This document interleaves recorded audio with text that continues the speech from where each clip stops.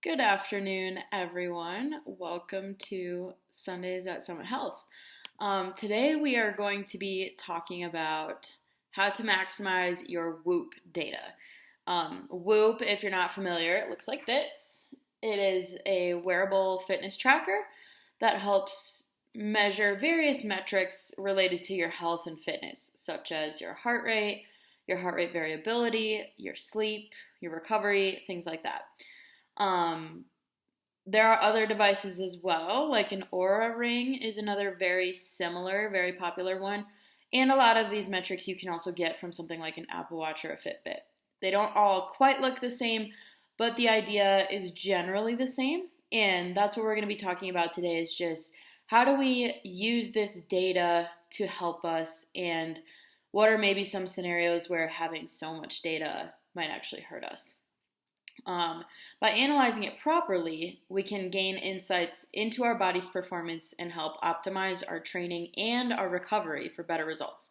You guys have been around long enough to know that I love talking about recovery and how it really is the secret to better performance. So, recovery is going to be a big focus. I think all of us are pretty good at knowing how hard we can go based on how our body feels, but a lot of times we miss when our body might be needing us to recover.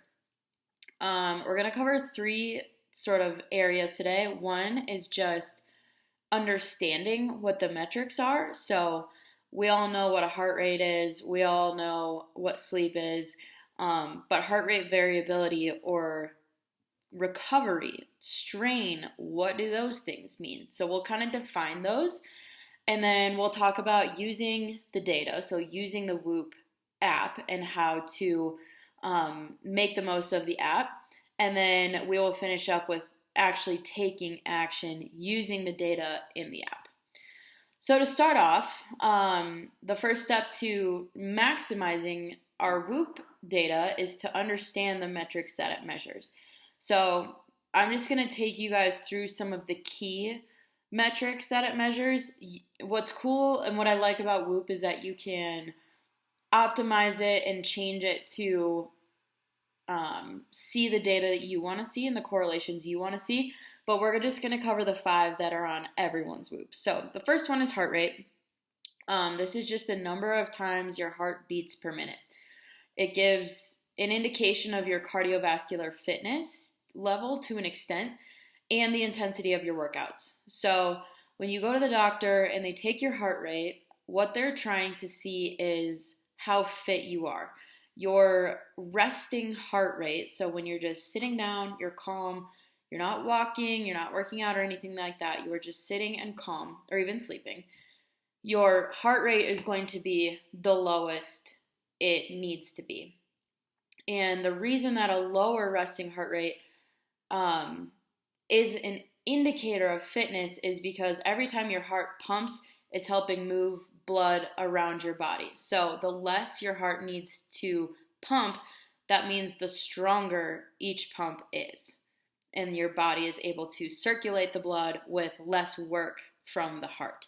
Your other muscles work this way too. The stronger you are, the less effort it takes to move a certain amount of weight. Does that make sense? So that's heart rate. We also see it used not only the resting heart rate, but the other, like in our workouts, for us to see sort of how much effort we are putting out at any given time. So your maximum heart rate is pretty easy to calculate based on your age. If you take 220 and minus your age, that is your maximum heart rate, ideally. It's not a perfect science, but it is pretty close.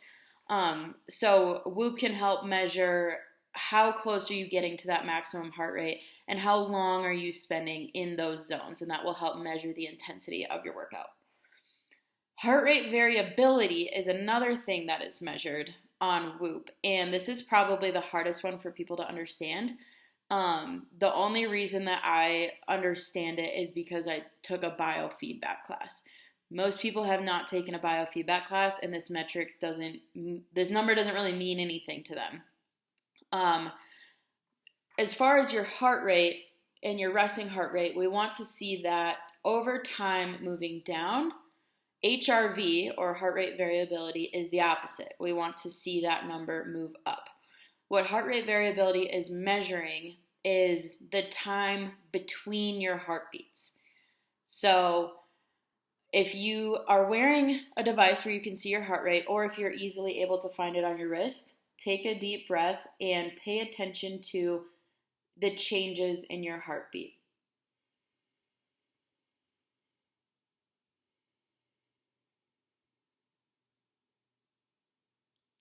You may or may not notice that as you inhale, your heart beats a little bit faster, and as you exhale, your heart beats a little bit slower.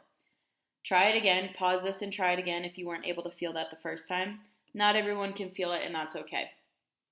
If your heartbeat is increasing on your inhale and decreasing on your exhale, you are in what is called high coherence. And that is what the number, the HRV number, represents, is how in sync is your breathing to your heart. It's basically just how well your heart and lungs are working together. When our HRV is the highest is when we are in our parasympathetic nervous system, which is rest and digest. If you are sitting here watching a video, unless you're walking on the treadmill, you're probably in the rest and digest phase. Your HRV is higher. Your heart and lungs are in sync because your body is at peace. When we start to work out or get our heart rate up a little high and our breathing is high, those two things fall out of sync. They're kind of working more separately than they are together. It sounds like a bad thing. It's not. It's just your sympathetic nervous system being activated. That is that fight or flight response. Again, people hear fight or flight and they're like, oh, that's a bad thing. It's not a bad thing. It's actually a really good thing. It's in place to protect you, but it's also where we dip into when we go into a workout. We are intentionally putting ourselves in that fight or flight response to help condition ourselves better. When we are in the sympathetic nervous system or their fight or flight system, our HRV is going to be lower. Our heart is beating very fast. Our lungs are working as hard as they can, and they're doing everything they need to do to help fuel us. Where HRV becomes really helpful is that the higher coherence we have outside of those stressful activities, we're able to recover a lot better. There are different devices and things that you can get to measure your HRV sort of in the moment, which is pretty cool. If you want to nerd out more about that, let me know. But just to give you guys an idea of what that number means, it's basically how well your lungs and heart are working together. That is a number that we want to see go up. Your sleep. So Whoop tracks the duration and the quality of your sleep, including how much time you spend in each sleep stage, which I think is a really cool update that they've added recently, is that you can see where in the night you are in REM sleep, where you're in deep sleep, if you're awake, if you're kind of between awake and asleep. It's really, really cool to see. And then often if you sit and actually read the data that's given to you each day, it'll tell you like this kind of sleep is really good for your memory, or this type of sleep is good for recovery, different things like that. Your brain does just so many positive things at each different stage of sleep, so it's important to get all of them. Your Whoop will show you kind of where you normally are as far as each sleep stage, and then where you were each night. Recovery is another metric that we see on Whoop. This metric takes into account your HRV, your sleep, and some other factors to give you a score indicating how well your body has recovered from the day before. So how your HRV was, how your heart rate was, your sleep, your strain, the quality of sleep and the amount of sleep, how often you woke up, all of those things are factored into your recovery score. This is a percentage. So you can have 100% recovery, you can have 1% recovery. Most of us are somewhere in the middle. Keep in mind that your recovery score is calculated based on your baseline and not necessarily the general population, whether you're doing well or not. It is calculated on your baseline. So a lot of times we have people getting really nervous that they constantly have a yellow recovery score, which is that middle ground. Green is the highest, red is the lowest. If you continually have yellow recovery scores, that's actually not a bad thing. That means that you are recovering right about baseline. If you're concerned that your baseline is too low, that is something to discuss with your coach, your nutrition coach, and your coach in the gym, and figure out what needs to change in order for your baseline to be a little bit higher. And lastly, strain. So your strain score is a number between 0 and 21. And this measures the intensity and duration of your workouts and gives you a score indicating how much stress you've put on your body for your workout. And you also have a strain score for the day. So you can have, when you log your workout, you will have a score for that individual hour or however long of your day. And it will factor into the rest of your day. And so if you just did one really hard workout for 10 minutes, even if it's the hardest workout you've ever done, but you were completely calm and collected the rest of the day, your strain score might not be very high. If you did a really long but easy hike, your strain score might actually be higher because of the amount of time that you spent at a slightly elevated heart rate. Strain is a really interesting one, and a lot of CrossFitters, I would say, get frustrated with their strain score because of how hard they worked. The strain score has less to do with where did your heart rate get and more to do with how long did you stay there. So even if you were at between 90 and 100% of your heart rate, maximum heart rate, if you were only there for 2 to 3 minutes, it's not going to reward you the same way it would reward you, meaning a higher strain score, the same way it would if you did a 25-minute workout at 70 to 80% of your maximum heart rate. That's going to show up higher on a strain score. Another thing to keep in mind with your strain score is that it is on a curve. So if you do, let's say you do a Metcon and your strain score is 9.5, and then later you go for a hike and your strain score is 9.5. Those two don't just add together for a strain score of 19. They would build on this curve. So it's a lot easier to get from 0 to 5, a lot less effort there than it is from 5 to 10, 10 to 15. It kind of levels off. I should have drawn a picture, but if you need to see a picture, let me know. So by understanding these metrics and how they relate to your body's performance, you can start to optimize your training and recovery. The next step after you understand the data is maximizing the Whoop app. And so the app provides a dashboard that shows you all of your metrics and allows you to track your progress over time. So not only do you see your daily metrics, but you can go pull reports of your weekly totals, your monthly totals, even a 6-month total, which I have found to be really useful when I have annual checkups, to be able to print off like kind of here's how my body has been functioning over the last 6 months. It can be really helpful for your healthcare provider to see. You can also set goals and receive personalized insights and recommendations based on your data, which I think is pretty cool. At the end of every month, they can show you, here's somebody with similar metrics to you benefited from taking a magnesium supplement or sleeping with a weighted blanket, and they can throw out some ideas that might be helpful specifically for you, which I think is pretty cool. Some tips for using the app. Check your recovery score in the morning. Your recovery score is a good key indicator of how well your body is recovered from the day before, whether that was workouts or travel or just a stressful day at work. You can use this information to adjust your training and volume for the day. I would caution, though, to not make every training decision based on your recovery score. The reason is there are a lot of factors, like we said, that go into that recovery score. It could be a rough night of sleep. It could be a 1-rep max you did yesterday. It could be the level of stress that you have. It could be that you drank or had more sugar than normal. All of those things affect your recovery score. So my advice would be, before you actually check it on your Whoop, check in with yourself. and ask yourself, how am I feeling? And why do I think I'm feeling that way? I have a little bit of a headache. Is it because I'm clenching my jaw because I'm so stressed? Am I a little bit hungover? Am I a little bit dehydrated? Did we max every lift this week? So my central nervous system is a little bit stressed out.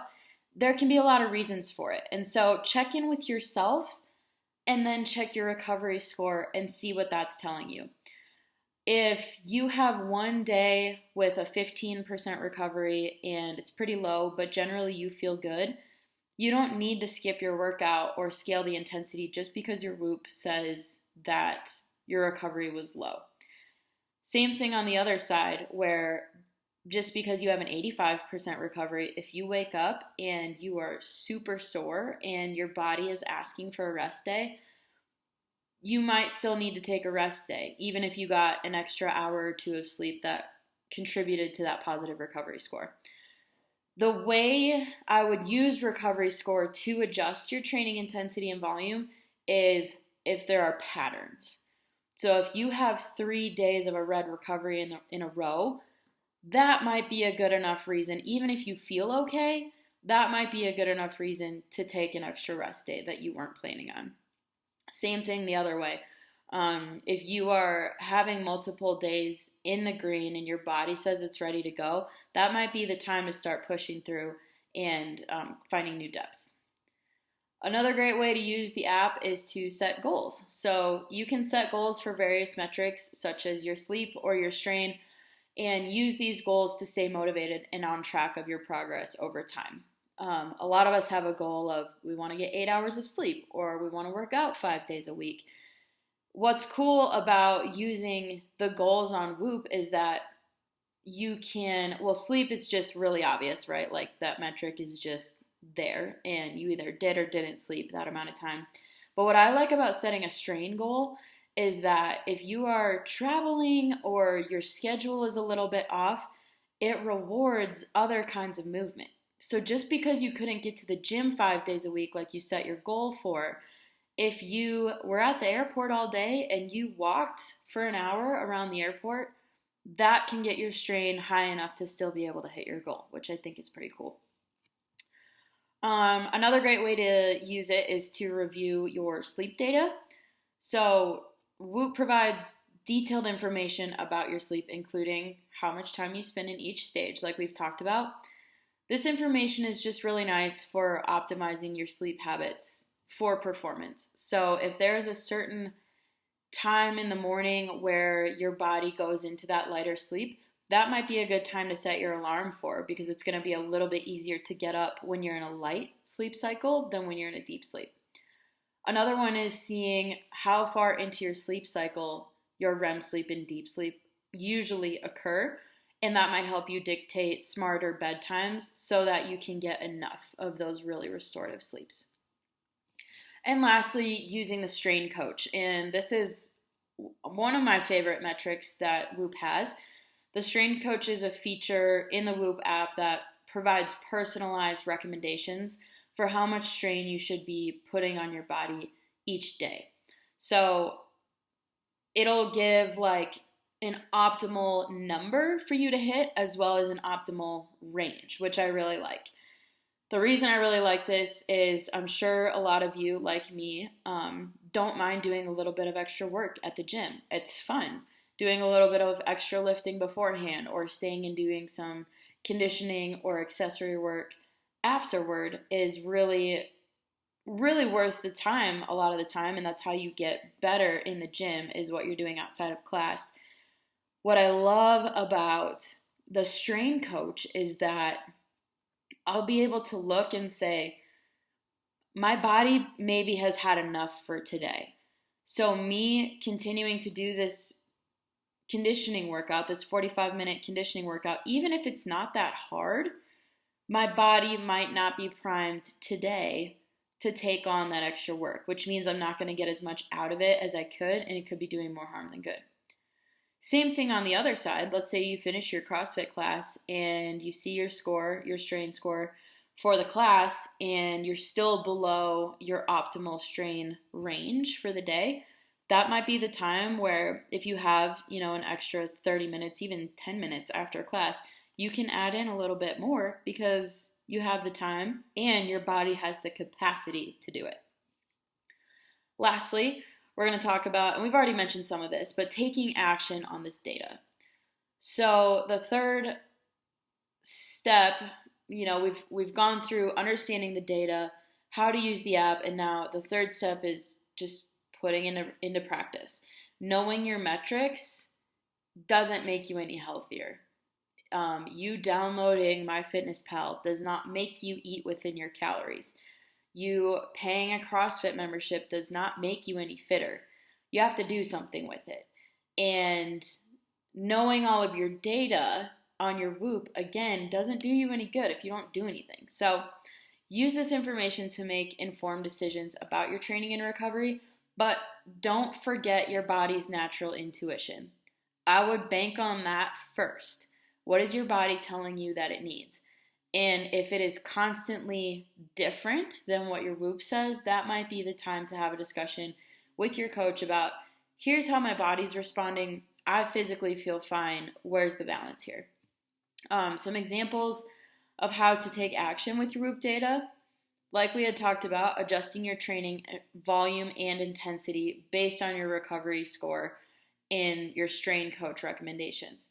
So another thing that the strain coach takes into account is your cycle. If you're a female, there are different times in your cycle where you have a higher or lower strain tolerance.